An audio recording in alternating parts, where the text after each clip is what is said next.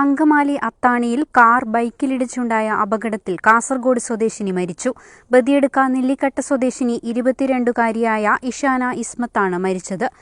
Bike യാത്രക്കാരനായിരുന്ന Kasaragod സ്വദേശി സർഫാത്തിനെ സാരമായ പരിക്കുകളോടെ ആശുപത്രിയിൽ പ്രവേശിപ്പിച്ചു.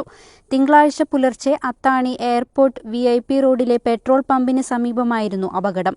ഇവർ സഞ്ചരിച്ചിരുന്ന ബൈക്കിന് പിന്നിൽ അമിത വേഗത്തിലെത്തിയ സ്വിഫ്റ്റ് കാർ ഇടിക്കുകയായിരുന്നു. ബൈക്കിന്റെ പിൻസീറ്റിലായിരുന്നു ഇഷാന ഇസ്മത്ത് ഇരുന്നിരുന്നത്.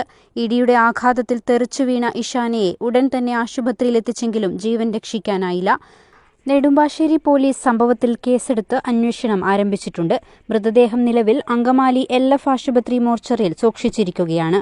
പരേതനായ മുഹമ്മദിന്റെ മകളാണ് ഇഷാന ഇസ്മത്ത്. ഇഷാനയുടെ അപ്രതീക്ഷിത വിയോഗം നെല്ലിക്കട്ട നാടിനെ ഒന്നടങ്കം വലിയ ദുഃഖത്തിലാഴ്ത്തിയിരിക്കുകയാണ്. News 14 live Kasaragod. ഈ മെയ് മാസത്തിൽ ഭീമ ജ്വല്ലറി കർണിക ഫെസ്റ്റിലേക്ക് ചുവടുവെക്കൂ. മനം കവരുന്ന കമ്മലുകളുടെയും മോതിരങ്ങളുടെയും അപൂർവ ശേഖരം സ്വന്തമാക്കൂ. Bhima jewellery Karnika fest May 8 മുതൽ 12 വരെ. ഭീമ ജ്വല്ലറി കാസർഗോഡ്, കാഞ്ഞങ്ങാട്.